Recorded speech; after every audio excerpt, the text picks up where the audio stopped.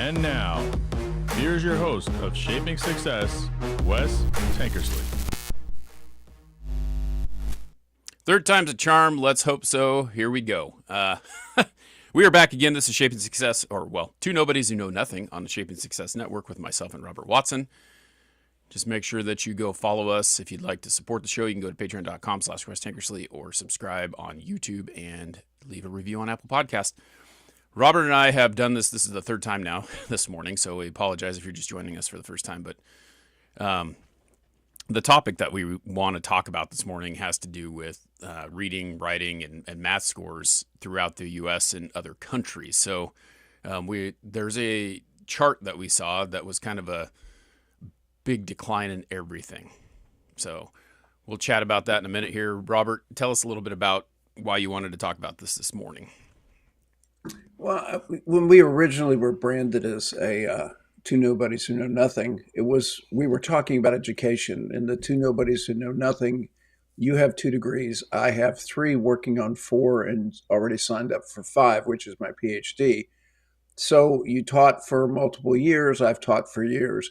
So, I mean, I'm not a career teacher, but given my background and stuff, I know something about education, just something about it.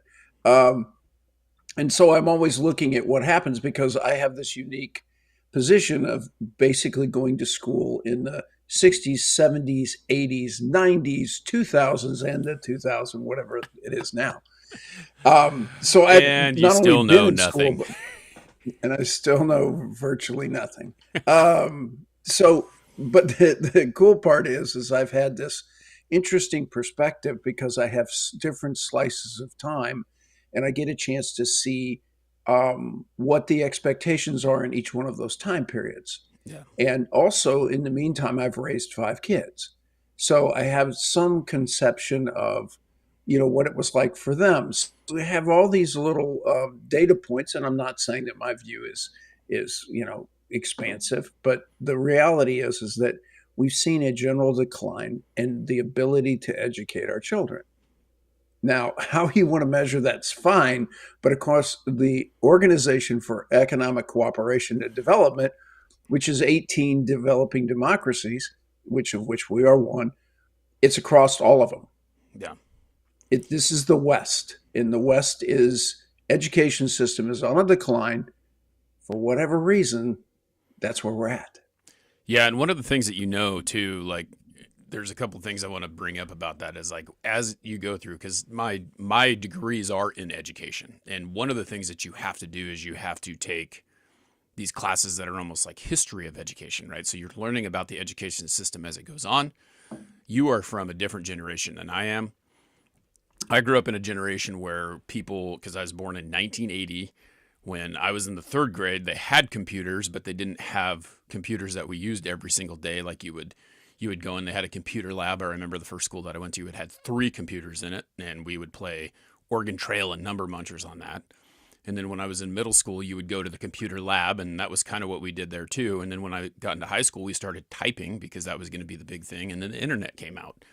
But when you were growing up, in the physical education standpoint of this whole scenario, it was funny because World War II was going on, and Vietnam, and there was all these wars going on, and we realized that as a nation that we weren't strong enough, and we had people who were not physically fit to do this. So they changed the education system from being like a play thing to being an exercise thing, where you learn calisthenics and lifted weights and things like that to get stronger, so that our kids who are going to war, because that's what they were, 17, 18-year-old kids going to war, would have the strength to do the things that they needed to do. And then that kind of turned around and went back the other way. So we're not really, everything that we're doing is taking the emphasis off of that. And then you throw in a pandemic, and these kids are not, they're on their phone all the time. They're texting, they're typing, like they don't even know how to write anymore. It's just crazy. Yeah, and AI has added to insult to injury, so to speak, because now the AI, the way I use it, is in advanced Google, meaning, I've already got search capabilities, and so I use it to give me advanced search capabilities. I give it the need to do an outline of something, yeah, it's really great. But as far as being comprehensive, um, I will constantly tell the AI as an example, you do realize that I have a couple degrees in this and you've missed this, this, and this. Hmm. And the point about it is not to dominate an AI. Who cares?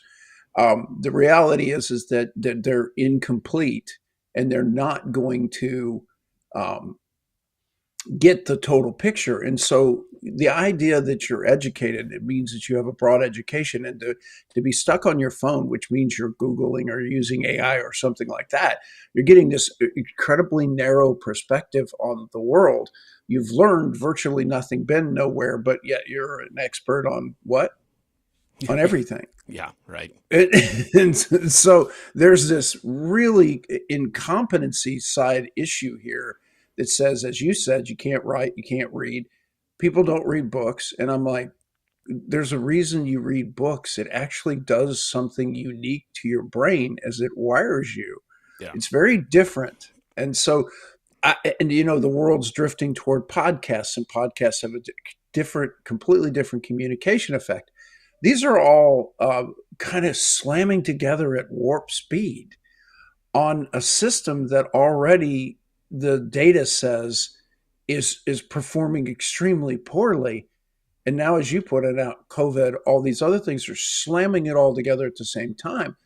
If you don't rescue it now, what you're going to have is you're going to have illiteracy Right. in the simplest terms. Yeah, it's crazy. I sat there and I listened to the All In podcast all the time. They were talking about that a little bit too. And it's like there's all these things that they do that they're making it much more difficult. They think that they're making it easier. But you look at like the AI thing and they talk about, like I've done this multiple times. I've got on there and said, hey, write me. I give it my resume and I say, update my resume for me and write it in a way that it doesn't sound like you wrote it. Write it in a way that it's for this job. Write it in a way that it's in multiple times. It'll send it back to you wrong. It doesn't do what you ask it to do because you didn't ask it the right questions. And then it gets stuck because even though you tell it, hey, you did it this way, do it this way, it still changes it. So there's people who are expecting this to be something that just takes over for them. And then there's people, it was funny. I was watching my daughter last night. She hates AI. She's an artist and she doesn't want AI taking her art. She wants it to be original art and turning it into something else. And my brother-in-law was here and he keeps trying to take pictures of AI and of her pictures and turn it into something AI. So like it can bring it alive or whatever, it can do whatever it wants with it and make it a little bit different. And she's like, do not take my art and do that. Do not do, just like flipping out about this whole thing. And,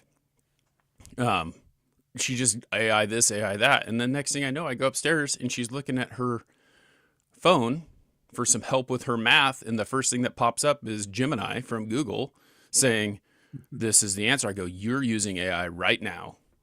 So I don't know what you're talking about. Like you sit here and you tell that. And like, it was funny. It was hilarious to see that she didn't even realize that she's using it because the first answer that comes up anytime you Google anything anymore is what Gemini says, which is AI. Mm-hmm. Well, and the idea of using AI for writing is already old because the programs like Grammarly and stuff were using AI before you could just give AI your own prompt. It was basically going in there, and a lot of times, 9 times out of 10, it was finding errors in my grammar or punctuation. Super, thank you. Yeah. But 10% of the time back then, it was changing the way I wanted the sentence to sound. Mm-hmm. And so I said, dismiss. Well, as it's evolved, it's gotten worse and worse at trying to change the intent of my words. And so went from like 10% to like 30%. And people don't realize you do have a voice as a writer. In a way, you want to try to say something, and you don't want everything to become synthetic. As one of my professors said, he said, strangely enough, over the last 18 months, the writing of the students has gotten a lot better. And he's saying, I don't think their writing's got a lot better. He said, just this is a lot of AI added. And I understand that. I mean, I understand that from a search perspective, and I understand that from outline perspective, but as far as a writing perspective and original ideas, that's what you don't want to kill, and that's what your daughter's raging against is Yeah. don't destroy creativity. Well, it's funny too, though, because I saw the other end of this. I listened to, man, who was I listening? Oh, it was Pete Holmes the other day. I was talking to Skeet Ulrich, Pete Holmes is a comedian, Skeet Ulrich is an actor. And he was talking about how all these actors are really concerned that AI, they're just going to use him as AI or whatever. And Skeet just said, listen, right now, I'm not worried about it. It's not going to replace me. It cannot replace the facial expressions. It cannot replace the emotion. It cannot replace the things that I have that I bring to acting. So it's kind of crazy. We talk a lot about like management and things like that, where managers are afraid to teach their employees things because they're afraid they're going to take their job. Well, it's the same thing. It's okay, if I teach someone and they do the job better, then they literally deserve to have the job that they're trying to go for. And I'm not afraid for other people to learn more, to know more, because if they know more, then it makes my job easier, and if they it it kind of ties into this whole competition thing that we have with other people. But if you are just competing with yourself, trying to be the best you that you can be no matter what, you're going to be above and beyond everyone else that's doing what they're doing. I mean, obviously there's a ceiling to your limitations, but it teaches you to keep going. It teaches you to keep learning, to be better every day. Well, yeah, and that's the idea of trying to create somewhat of a level playing field, but it's a skills oriented situation. And one of the things you don't want to lose is you don't want to lose your ability to think and to Mm-hmm. reason and to be able to think about history as it applies going forward. And if you don't know history, you can't apply it. Yeah. Now, you can go look at when my son calls me and asks me a question on history. No, I do not exactly remember the date, for example, of the Council on Nicene. I don't remember the exact date, whether it was 345 or I don't remember what it was. I know what century it was, and I know what the ruling of the council was, and I know how to go get it. And so that's the difference is because I have that kind of base knowledge back there, I always know how to refine it, but it's like throwing a pass as a quarterback, right? I haven't thrown a pass in a while, but it's not going to take me too long to get back. Why? Because I know the basics of it. Now, Yeah. even with age, I still know the basics of how to throw it. Now, I need repetition to get back into the skill, but you still have to learn the basics like riding a bike.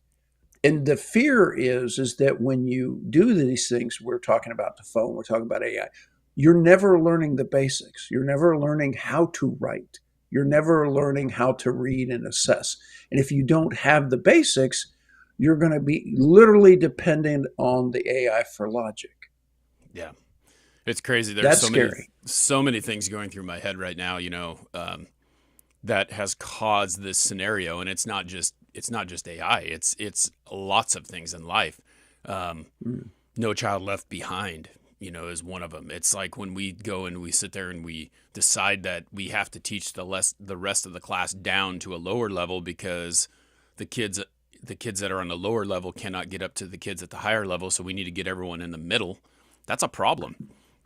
And so when you do that, I mean, it's really detrimental to them, like giving every kid a trophy. No one can have their feelings hurt. We have grown up on this.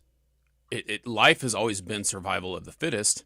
And so those people who rise above are the people that we need as leaders. We don't need to be able to bring these low end people up to the middle so that they can pretend that they're leaders. We need the people who are on the high end to be the leaders. I mean, if you're in a life or death situation and say it comes down to, throwing a football through a hole, are you going to want Joe Montana or are you going to want Shadur Sanders? Are you going to want the guy who is the top guy? You're going to want Tom Brady? Like, you want the very best person for the job qualified to do that job because you want the best results. Now, when you make everyone on a level playing field, you're not going to get the best results. You're going to get a mediocre result.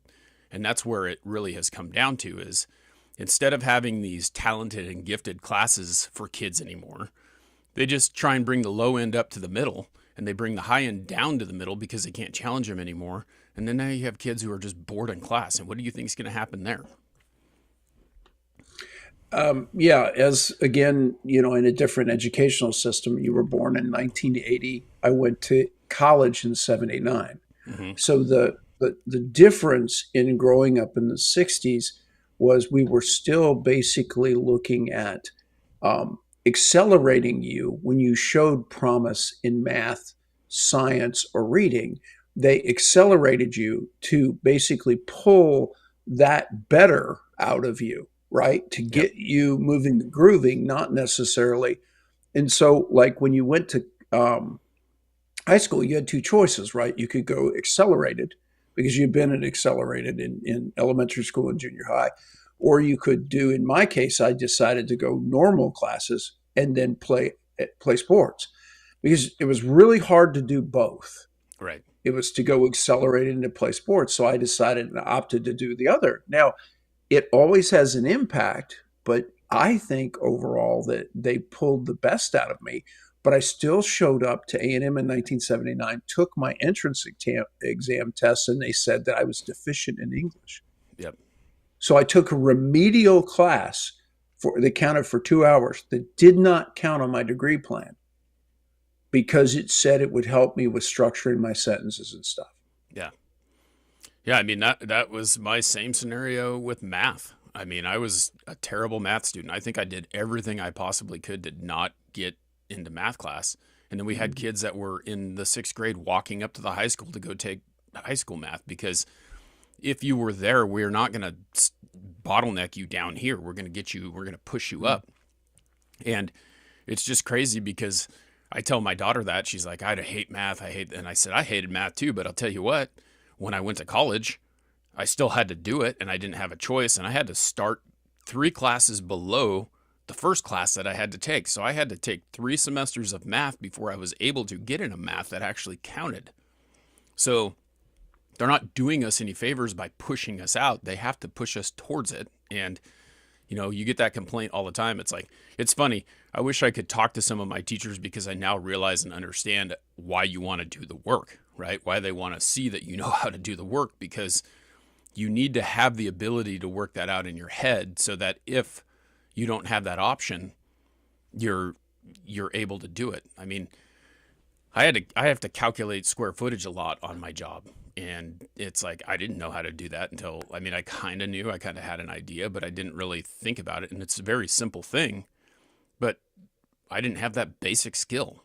So Mhm. we are not teaching these basic skills to these kids and we're just moving them along. And you can see those scores go down. And what's happening? It used to be like in the 70s, right? When the moon landing was happening, we had to race to space. Like we're trying to be the first people to the moon. So what do? They start educating people more. Educate, educate, educate. Mhm. Let's get the brightest and the smartest kids here into NASA so that we can do this. And then we get there. And now all of a sudden we got to get everyone on an equal playing field. And now we don't have the brightest people in the world. We have some of them, and you see the people who are the brightest. You see like Elon Musk and Bill Gates and some of these other people, but how old are they? And tell me about some of these new bright minds and how many of them are there actually that you see other than these people are from this generation? We need to build that generation up again. Well, and the point, I'll go all the way back to your participation trophy comment and remind ourselves that when we go in the gym to lift weights, we lift weights to provide resistance so that we grow muscle. And the Mhm. reality is, if we don't have resistance in life, if we don't have failure, we don't grow. Right. And that's such a simple concept that says that if I finish in my team, we finish third, well, we know what to prepare for next year. Now, flip that around for just a second because competition is very different than teaching to test. For Right. example, I took the SAT the first time in 1977. Okay. I didn't prepare for it. I didn't do anything. I walked in, took it cold. I think I scored like 1,050, which Mhm. wasn't horrible. Um, they said, don't bother taking it again because you can't improve your score. And I said, well, yeah, I can because I didn't try. And so now that I knew the test, I went back and took it again. I think I had like a 1280 or something. But the reality is that there wasn't the test prep and all this kind of stuff that was going on before. So what has happened in the generation is you've lowered the testing standards. At the same time, you've given people test prep. So talk about skewing the data. Yeah. Okay. You don't have a baseline that we're operating off. What we've done is we've lowered the standards over here, which is super, but then you've tested over here. So what have you done? You've skewed the data to make you look like you're doing better. And I'm like, that's what the problem is. And so when the testing comes out and you see people going downhill in every category, because again, what are they doing in elementary and junior high and high school now? Training to test. Yeah. It doesn't make your skills better. That just makes you better able to prepare for a test. That's not the job. The job is to understand the basics. Going back to football, because can't miss it. Go ahead. Well, I was just saying, like the college thing and anything like that. It's like, I don't remember when I was in high school writing an English paper and being given a rubric, right? Because that's exactly what I did in my master's degree. Here's the rubric. Okay. So this is what it used to be. It's like, all right, I want you to write an essay about your favorite thing to do.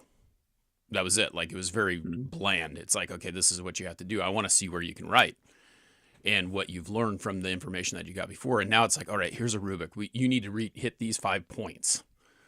And if you do, and then it gives you a gauge. Here's 1, here's 2, here's 3, here's 4, here's 5. If you do all 5, then you get a 5. If you do 1, then you get a 1. Now, what am I going to do? Well, there it is.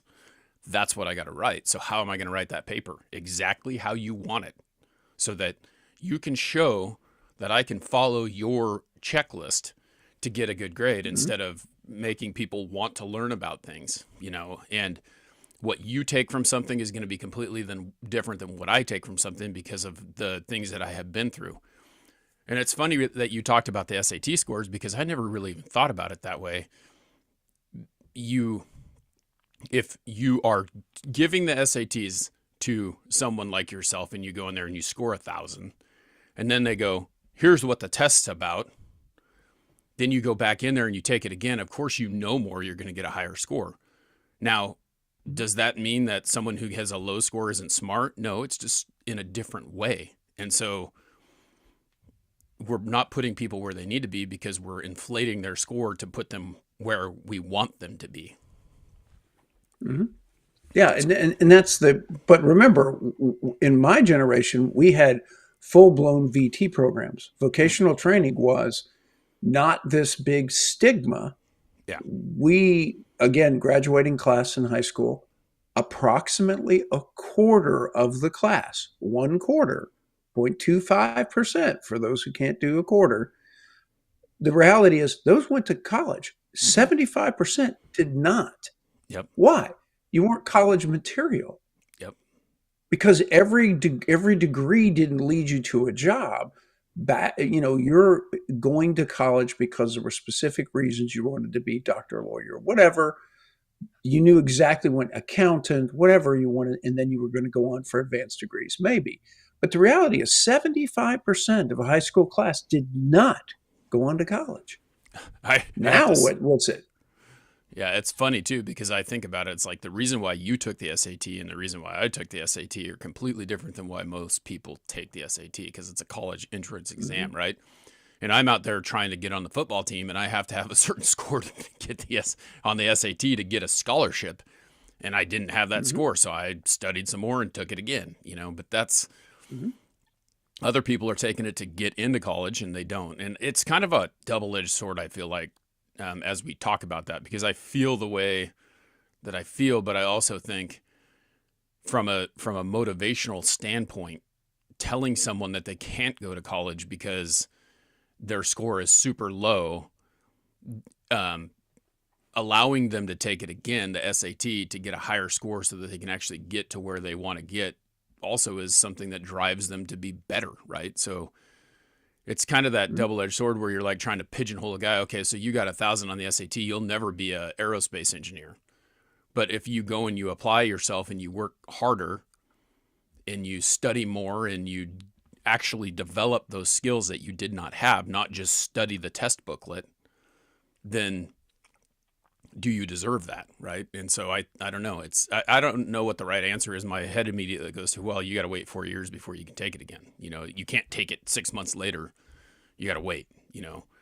Then you have to actually Well, and the learn weird part the about my skill. SAT, yeah, Yeah. the weird part about my SAT was I didn't have to take it because I was the top quarter of my high school class. I was exempt from taking the SAT. Yeah. I took it just to take it. Hmm. And then I took it again because somebody told me that I couldn't get a better score. And I was like, oh, well, okay, I can do that. But reality was is they back again, 150,000 years ago. Um, they looked at your high school performance and said, "Oh, you're top quarter. Come on to college." Yeah. Okay, they don't do that anymore. No. They want this, that, and the other. My girlfriend at the time took the ACT Hmm. and scored, and she was actually kind of smart. Took the ACT and did actually reasonably well, and she went to a second tier school that didn't even require an ACT score Yeah.